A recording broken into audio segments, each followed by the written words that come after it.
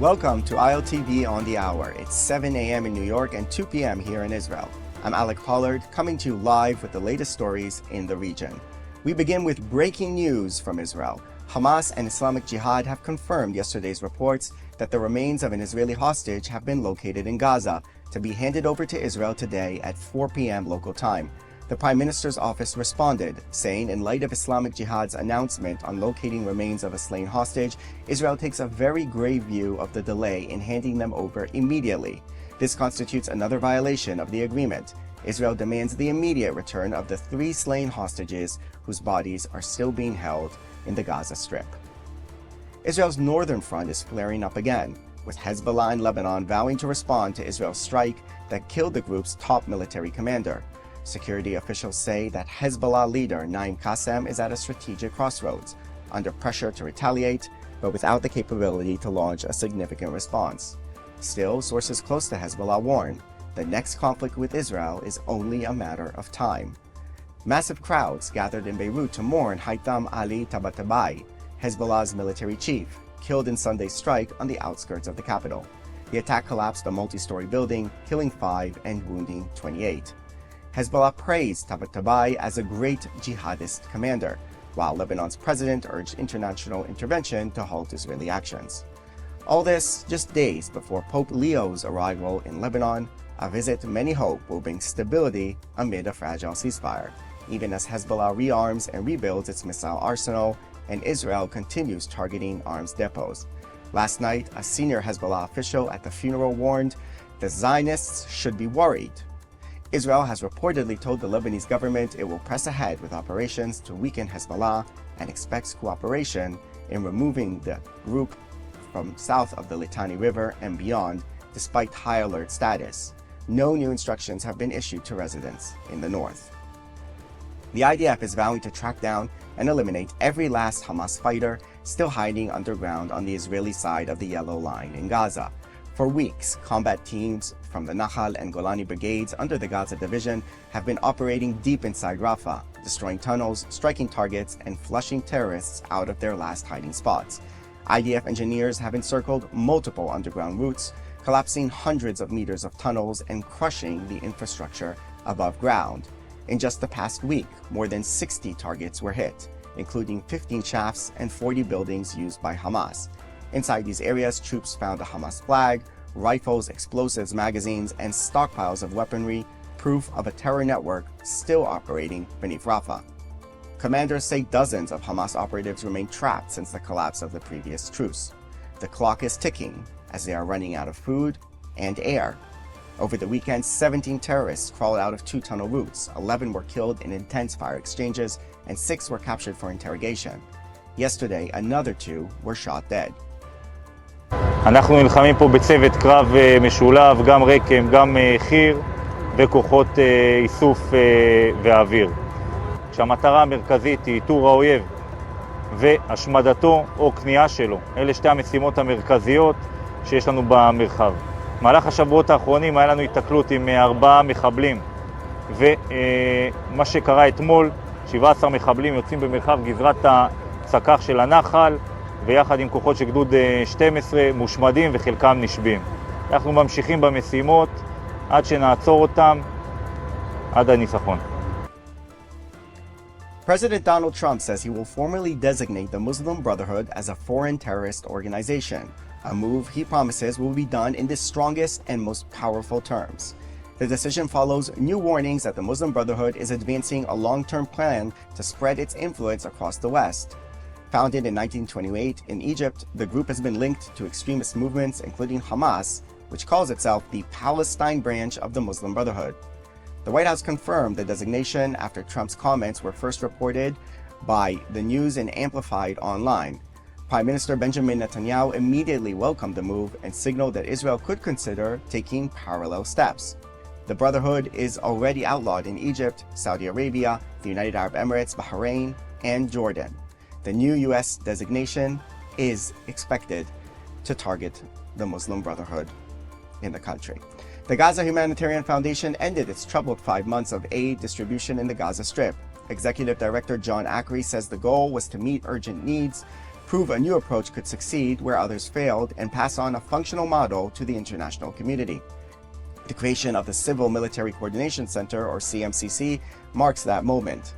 Distribution efforts were marred by near-daily incidents, with the UN claiming over 1,000 killed, although the IDF says the numbers were inflated and troops fired warning shots only. Despite the challenges, the Gaza Humanitarian Fund distributed more than 187 million meals to around 2 million Gazans. By September, operations had shrunk, and promises to expand from 3 to 16 sites never materialized. Gaza Humanitarian Fund now hands over its model to the new Civil Military Coordination Center, hoping the international community will continue aid distribution while keeping it out of the hands of Hamas. Joining us now is Reserve Major General Elliot, Chodoff, a political and military analyst, and Dr. Kobi Barda, an expert on American history and geostrategy at the Holon Institute of Technology. Thank you both of you for joining us here in the show. Lebanon, let's start with that. Hezbollah will feel a need to retaliate to Israel's strike, but can they? What is their condition after not just their losses from the war with Israel, but also diminished support from Iran and growing opposition in Lebanon? Let's start with you, Elliot.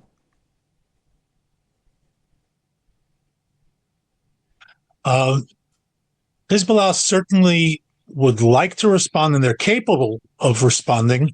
The question is whether they'll make the decision. In my opinion, they won't directly.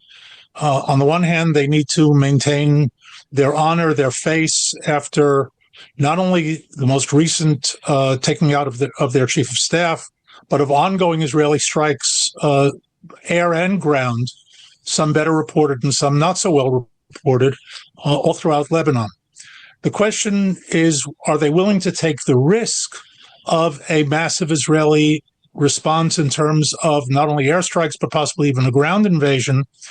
And in my opinion, they won't. What they are more likely to do is operate in a zone of what is generally known as operating below or beneath deterrence, and that is maybe attacking Israeli troops in Lebanon, an ambush or something like that, possibly out of Syria, a terrorist attack in another country, possibly Europe.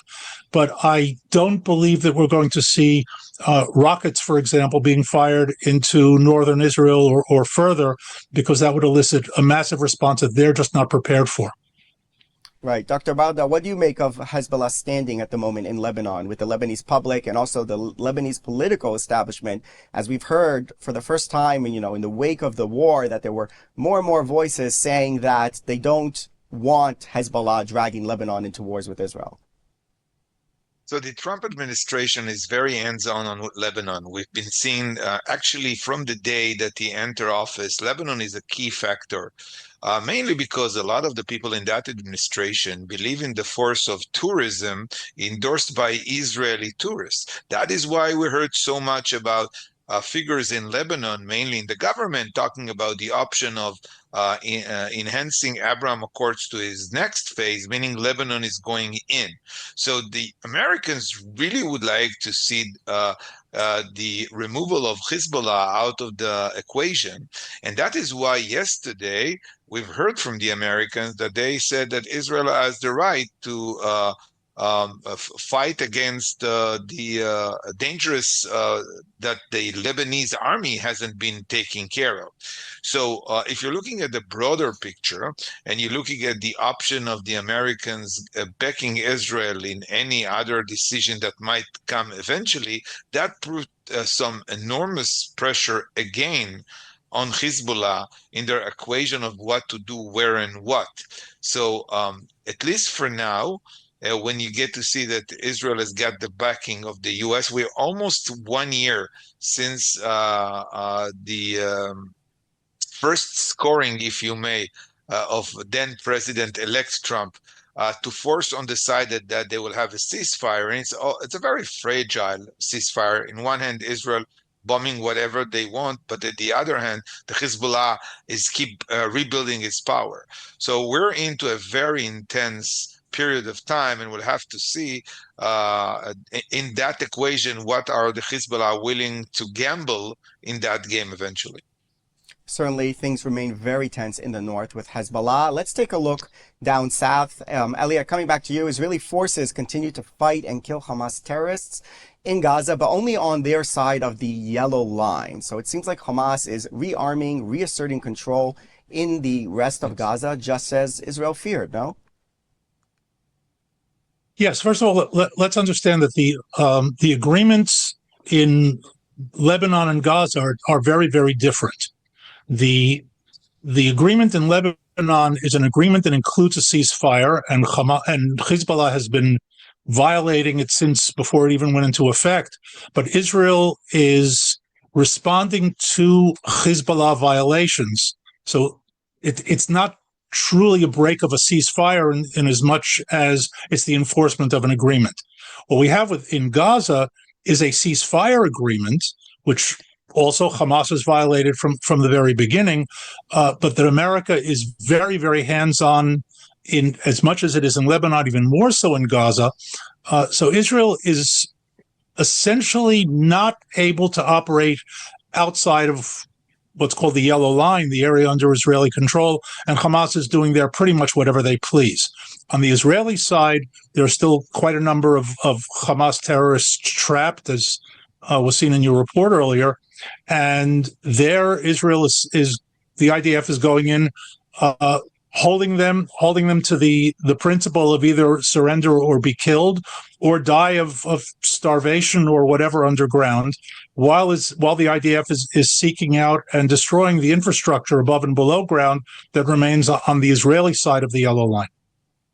Right. And Kobe, what do you think of the administration inside Gaza? How is that going for Hamas, and what are the chances of international forces or coalitions of wrestling away some of their control and some of their arms control? It seems from here, from the Israeli side, that doesn't seem very likely.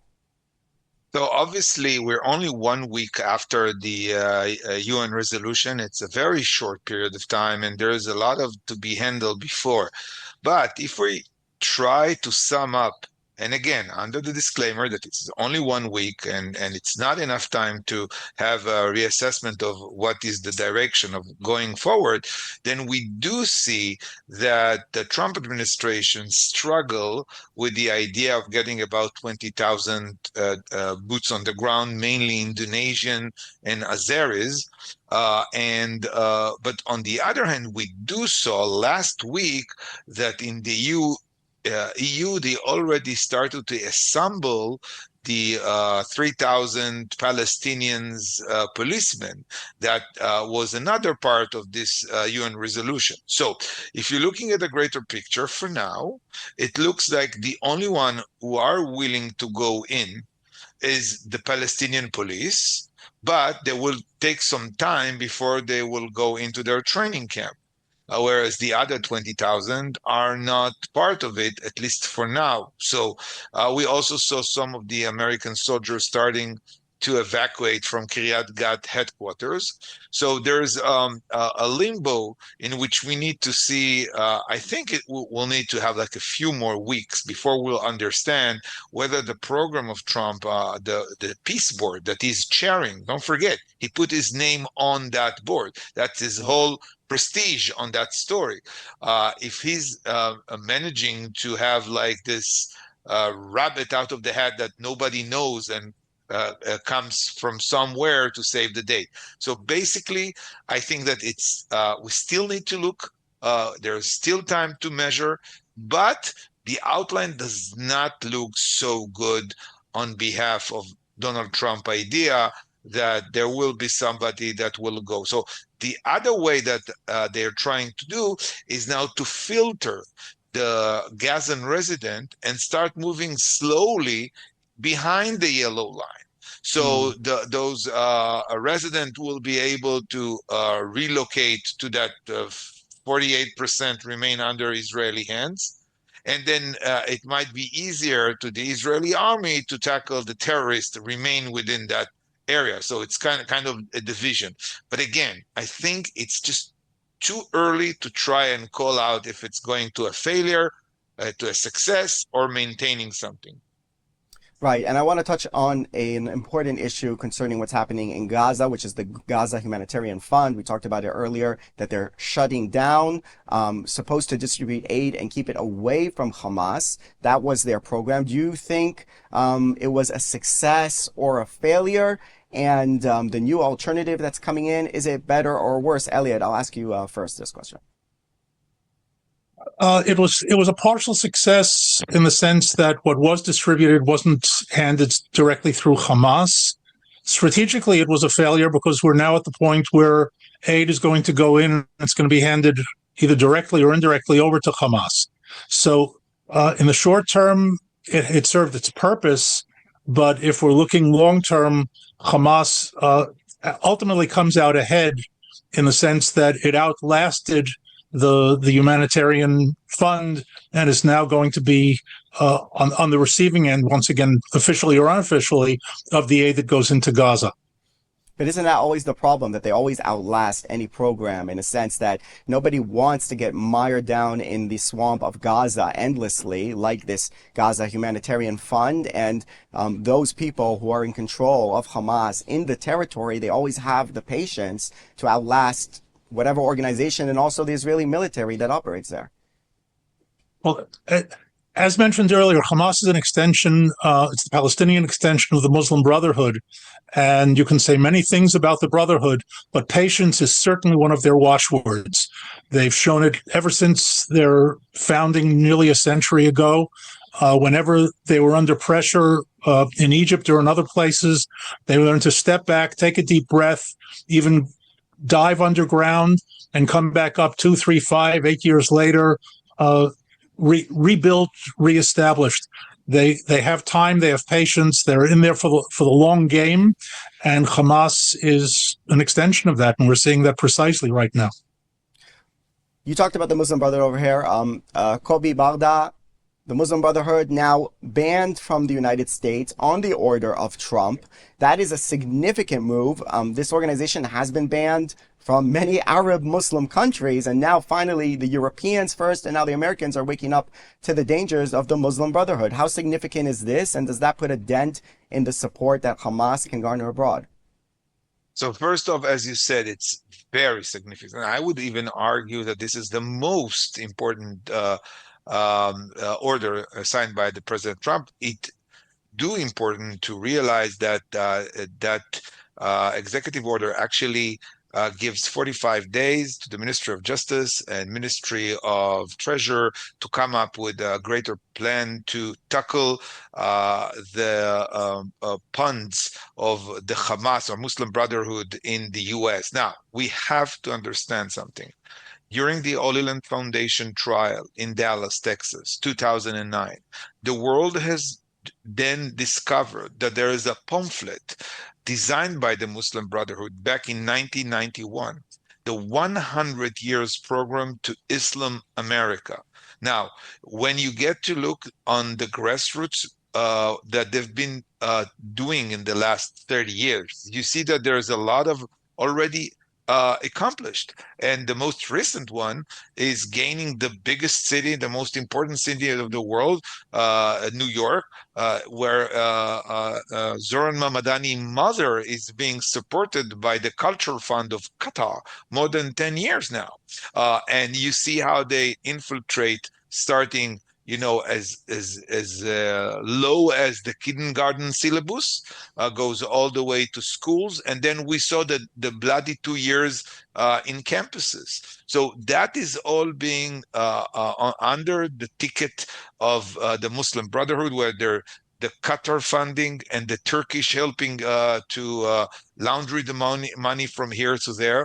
And you get to see the organizations such as AMP, CARE, and Student Justice for Palestine, which are the local chapters of the Muslim Brotherhood in America, are being able to allocate donation from people in America, and then they ship it to Hamas. So part of the money that Hamas get is tax deductible by American citizen who donated that, and eventually it becomes as a weapon. So long story short, in that very important forward that President Trump asked his administration to work and try to tackle, they've been trying to do that before. but the last time that they went on it, it's like was the whole thing, and court did not like it. So now they're trying to have it little slivers, so it can be delivered through court, and it's only at the beginning will be very, very sharp and things that are very easy to tackle. But once it's there, this is a paralyze. That's why the Ministry of Finance on it. Think about banks that are not capable to wire money anymore. They have to go on laundering money like crypto, whatever. So I think it's very effective. We'll get to see that in the next few years. And it's a very good news to wake up this morning to the story that Muslim Brotherhood is finally are on the way to be banned from the American sphere. Certainly a very significant development there with the Muslim Brotherhood that can be an extremely nefarious force, although countered a little bit by Mamdani's election in New York. We'll have to wait and see how all that plays out, and the American involvement in the region, because Trump is also sending some mixed signals. I want to thank you very much, Dr. Kobi Balda and Dr. Elliot Chodoff, for coming on the show to help us break down these issues. Thank you very much. Thank you. My pleasure. The Bank of Israel has cut interest rates for the first time in nearly 2 years, lowering the key lending rate from 4.5 to 4.25%. The move comes as inflation continues to moderate and the economy shows signs of recovery following last month's ceasefire with Hamas in Gaza. The central bank cites a stabilized inflation environment and stronger economic activity as reasons for the decision. The last rate cut was in January 2024, where the bank sought to support households and businesses hit hard by the war, triggered by the October 7th massacre in 2023. Dr. Ari Brender, head of the research department in the Bank of Israel, is joining us now. Thank you very much for coming on. Hi, Adi Brender, but thank you. Sorry, Ari Brender. Thank you very much. So why now? Why didn't this happen before? Why now the change? We've been tracking inflation throughout the recent months, and we have seen a slow convergence of inflation towards the inflation target. The inflation target that we operate under is set between 1% and 3% annually, and until the we had in early October, inflation was hovering about 3%. In September, for the first time, in August actually, reported in September, it entered the target range at 2.9%. And we've waited to see that inflation is actually being more anchored within the target range. This has happened in the last at 2.5%. So now it was easier to make a decision and lower interest rates this month. This has come alongside what we've mentioned as a key concern of the central bank, which is the situation of the markets. Now the markets seem to be calming down. The risk premium of Israel has declined substantially since the 12-day war with Iran in June. And also there is an expectation now in the markets that inflation will continue to decelerate in the coming months, although in a very volatile sense. And if we look more broadly at the economy, there is an expectation that the supply bottlenecks, which we see as the key driver of inflation in the last 2 years, will be relaxed if the geopolitical situation stabilizes, and in particular, if people are released from reserve duty in the army, coming back to work on the civilian front.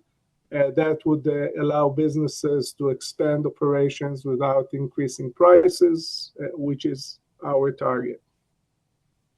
Right, so it does seem like Israel is kind of emerging from this wartime economy into something more stable, which of course can change depending on the situation with Gaza and with Lebanon. So you sound like, though, you have quite optimistic predictions for the Israeli economy in the coming months. I mean, they say predictions are difficult to make in this field, but what do you make of Israel's, let's say, recovering economy after the war?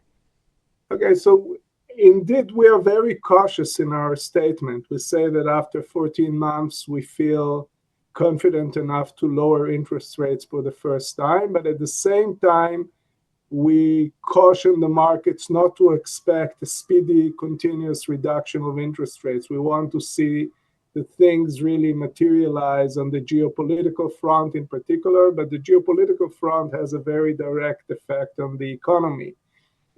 As I mentioned, the labor market, that's a key indicator. But also we enjoyed the border areas, both in the north and in the south, coming into higher level of operation with citizens returning to their homes and to their workplaces there. And also at the same time, moving away from the center and in that sense, lowering the pressure on the housing market in the center, just coming back to their homes in the north and earlier in the south. All these things are helping to lower the inflationary pressures, but there is, of course, a very volatile geopolitical environment that we are functioning in. One of the key factors that are affected by this geopolitical environment is the budget. The defense budget is the key source of demand pressures in the economy. Employing people on reserve duty, they get paid, but they're not producing on the civilian economy. They're not in their factories, they're not in their workplaces, but they still get paid. So there is an inflationary pressure stemming from this. Direct demand of the military to equipment, to supplies, all these things are creating pressures in the economy. And we really have to wait and see that the budget that the government is going to hopefully decide on in a week and a half from now will be a budget that is indicating a reduction in the deficit, a permanent, stable decline in the debt to GDP ratio. So this would be a key element. Right now, still, we are very cautious because when we look at the labor market, we see very low unemployment. We see a high rate of vacancies. So businesses are looking for people to work, but they can't find them. And wages are increasing. So all these are sources of inflationary pressures. We hope to see that alleviated with relaxation of the geopolitical intention, the security tensions, the intensity of fighting, but we really depend on that. We would also say that so far we see quite healthy expansion, even slightly more than that, of credit in the economy, especially for the business sector. Very low rate of defaults or indications for difficulties in repaying either mortgages or credit to households or among businesses. So in that respect, there is no urgency in lowering interest rates further. So we will move very gradually. But if things develop as we hope and as we expect in our main scenarios in terms of relaxation of the security tensions, then we might move ahead with further reductions through 2026 in a very gradual, very cautious way, and very circumstances dependent. Right, so basically what I'm hearing is cautious optimism, but obviously in this very volatile environment, it's not easy to predict the economy. And of course, there are things outside Israel's control, the global economy as well, which is wobbling, and Israel has its place in it. But still, we're seeing that Israel seems to be quite resistant, let's say, even in very volatile situations, to remain a somewhat steady economy. So I want to thank you very much, Dr. Adi Brender, head of the research department in the Bank of Israel, for coming on and giving us these updates about the change in the inflation situation in Israel. Thank you very much. You're welcome. And that is a wrap for this edition of ILTV on the Hour. You can scan the QR code on your screen for all the latest updates coming out of Israel with our ILTV app as well. I'm Alec Pollard, and thank you very much for watching.